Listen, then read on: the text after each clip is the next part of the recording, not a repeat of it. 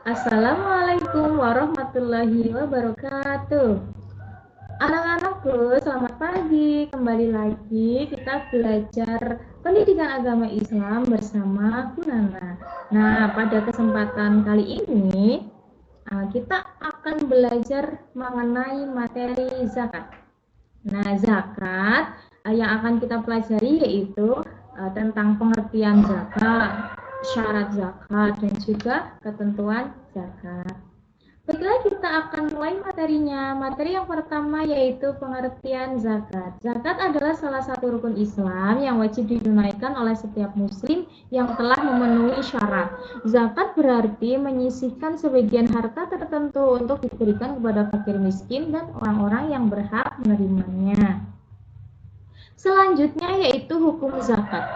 Hukum zakat adalah wajib bagi setiap muslim yang memenuhi syarat. Menunaikan zakat merupakan salah satu bentuk ibadah dan kepedulian sosial terhadap sesama. Materi berikutnya mengenai syarat wajib zakat. Syarat wajib zakat di sini ada 7. Apa saja itu? Yang pertama yaitu beragama Islam.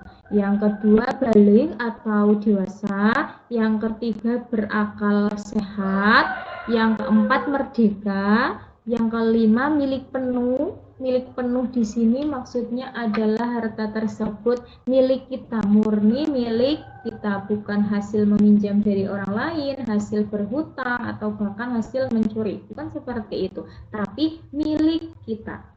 Nah, syarat wajib yang keenam yaitu mencapai nisab. Nisab itu batas jumlah harta. Nah, nanti kita akan belajar tentang pengertian nisab.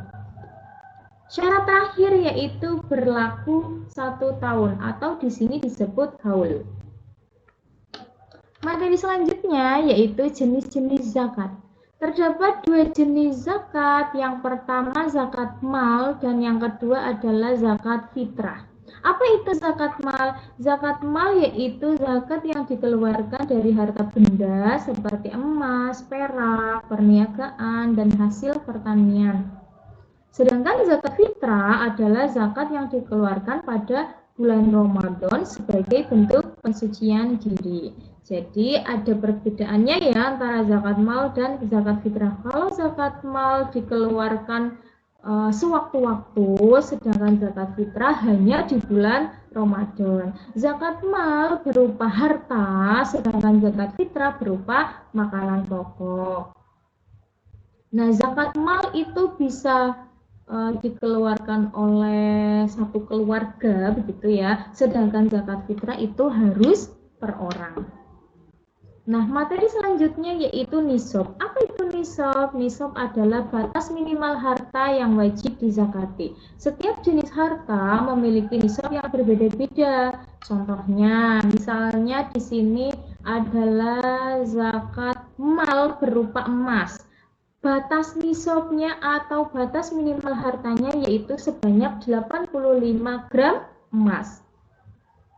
Nah, contoh zakat berikutnya yaitu berupa perak. Jika seseorang mempunyai perhiasan perak sebanyak 595 gram atau lebih dari itu, maka berkewajiban zakat. Untuk perniagaan, nisabnya yaitu setara dengan nilai nisab emas. Nah, perniagaan di sini kan bisa perdagangan, jual beli ataupun bisnis lainnya. Misalnya seseorang itu mempunyai toko. Nah, toko itu kan menghasilkan hartanya berupa uang, ya kan? Nah, untuk menghitung sudah berkewajiban zakat atau belum, banyaknya hartanya itu disetarakan dengan nilai emas ketika itu. Jadi emas harganya berapa? Nah, kira-kira harta yang kita miliki sudah sebanyak itu atau belum? Nah, itu untuk nisab perniagaan. Contoh zakat berikutnya adalah hasil pertanian, yaitu sebanyak 527 kg beras. Ini dicontohkannya beras ya, tapi pertanian itu kan banyak, tidak hanya beras, bisa berupa jagung, bisa berupa gandum, atau rempah-rempah, sagu, dan sebagainya. Nah, hitungannya disesuaikan dengan hasil pertanian untuk beras, yaitu sebanyak 527 kg. Materi selanjutnya yaitu tentang penghitungan zakat.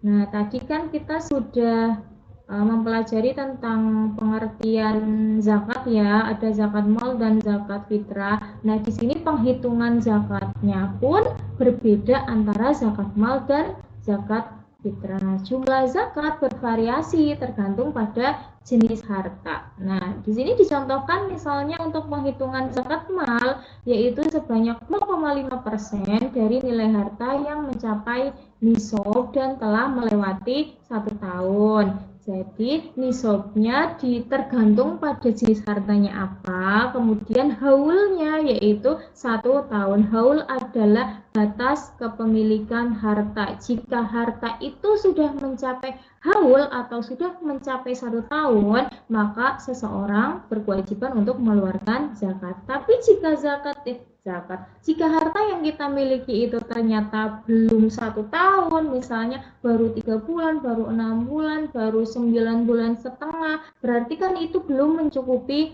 haul, maka tidak berkewajiban zakat. Nanti setelah 1 tahun baru berkewajiban zakat. Nah, itu untuk zakat mal. Nah, untuk zakat fitrah, penghitungan zakatnya yaitu sebesar 1 syok atau 3,5 liter beras atau makanan pokok lainnya untuk setiap jiwa. Jadi zakat fitrah ini yang mengeluarkan adalah setiap jiwa. Setiap manusia, setiap orang, entah itu orangnya sudah dewasa atau masih anak-anak atau bahkan masih bayi, tetap berkewajiban mengeluarkan zakat fitrah. Terus siapa yang wajib mengeluarkan? Ya kepala rumah tangganya, tapi yang dikeluarkan adalah setiap jiwa. Setiap jiwa sebesar 1 syok atau 2,5 kg. Begitu ya. Nah, materi selanjutnya yaitu penyaluran zakat. Zakat disalurkan kepada 8 orang yang berhak menerimanya. 8 orang itu siapa saja? Yang pertama adalah fakir. Fakir yaitu orang yang tidak memiliki harta dan pekerjaan. Yang kedua adalah miskin. Miskin itu orang yang memiliki harta tetapi tidak cukup untuk memenuhi kebutuhannya. Jadi ada perbedaan ya antara fakir dan miskin. Kalau fakir itu berarti seseorang yang hanya mengandalkan orang lain untuk memenuhi kebutuhan hidupnya. Jadi kalau orang itu tidak dikasih, misal tidak diberi makanan, ya dia tidak makan. Itu kategorinya fakir, tidak punya harta, tidak punya pekerjaan. Kalau miskin itu seseorang itu punya harta, punya pekerjaan, tapi masih kurang untuk memenuhi kebutuhan sehari-hari. Golongan yang ketiga yaitu amil zakat. Amil zakat adalah orang yang bertugas mengelola zakat. Nah, biasanya kan kita kalau mengeluarkan zakat itu tidak langsung disalurkan kepada penerimanya ya. Ada beberapa orang yang seperti itu, ada beberapa orang juga yang langsung disalurkan ke penerimanya. Nah, tapi bagi orang-orang yang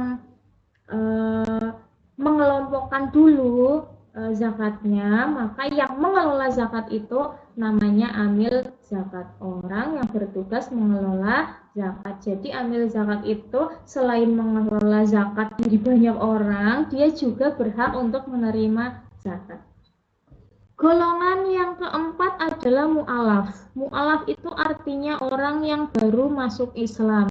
Jadi seseorang ini mungkin sebelumnya beragama lain yang bukan Islam, tetapi seseorang ini kemudian berpindah agama menjadi Islam. Nah, ini disebut mu'alaf.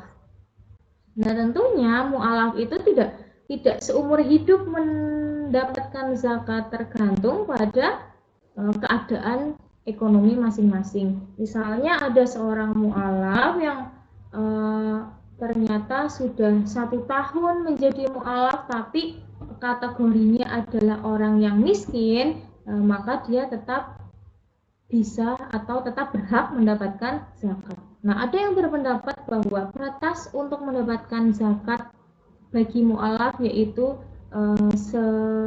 sebanyak 1 tahun. Jadi setelah mu'alaf itu 1 tahun menjadi mu'alaf, setelah itu tidak berhak mendapatkan zakat lagi. Ada yang berpendapat seperti itu.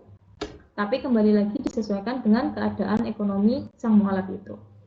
Nah, golongan berikutnya itu rikob. Rikob adalah budak yang ingin memerdekakan diri. Zaman sekarang mungkin sudah tidak ada rikob ya. Rikob itu hanya terjadi pada masa Rasulullah beserta para sahabatnya. Istilah budak kan sekarang tidak ada.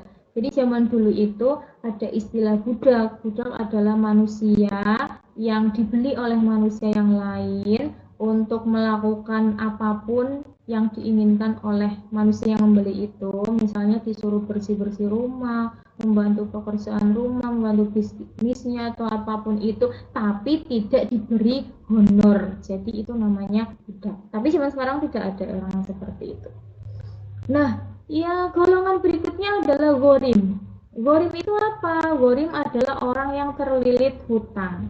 Jadi seseorang yang mempunyai hutang melebihi pendapatannya atau besar pasak daripada tiang, istilahnya seperti itu, sehingga orang tersebut hartanya atau pendapatan bulanannya hanya untuk membayar hutang sementara kebutuhan sehari-hari tidak terpenuhi. Nah, ini termasuk dalam kategori ghorim. Golongan penerima zakat yang ketujuh yaitu fisabilillah atau orang yang berjuang di jalan Allah. Orang yang berjuang di jalan Allah itu contohnya seperti ustadz, guru TPQ, guru ngaji, guru agama, Pak Kiai, pemuka agama, dan sebagainya. Itu namanya fisabilillah. Golongan selanjutnya yaitu Ibnu Sabil. Ibnu Sabil adalah orang yang sedang dalam perjalanan dan kehabisan bekal. Nah, ini perjalanan ini maksudnya adalah perjalanan untuk memperjuangkan agama Allah. Misalnya zaman dahulu itu kan orang-orang berdakwah dengan cara jalan kaki dari satu tempat ke tempat lain. Nah, otomatis kan di suatu daerah misalnya dia sudah berjalan jauh sekali. Nah, lama-lama kan bekal yang dia bawa kehabisan. Nah, seseorang ini disebut Ibnu Sabil, berhak menerima zakat. Tapi kalau zaman sekarang sepertinya Ibnu Sabil sudah jarang ya, karena orang-orang yang berdakwah zaman sekarang itu sudah menggunakan banyak transportasi umum yang bisa kita manfaatkan dengan mudah. Materi selanjutnya yaitu manfaat zakat. Zakat memiliki banyak manfaat, diantaranya yang pertama yaitu membersihkan harta dan mensucikan diri. Manfaat yang kedua, membantu fakir miskin dan orang-orang yang membutuhkan. Manfaat yang ketiga, menciptakan pemerataan kesejahteraan sosial. Manfaat yang keempat, memperkuat rasa solidaritas dan kepedulian sosial. Jadi itulah beberapa manfaat zakat. Nah, materinya cukup sampai di sini ya anak-anak. Terima kasih sudah mendengarkan materi dari Bu Nana. Sampai jumpa lagi di kesempatan berikutnya. Wassalamualaikum warahmatullahi wabarakatuh.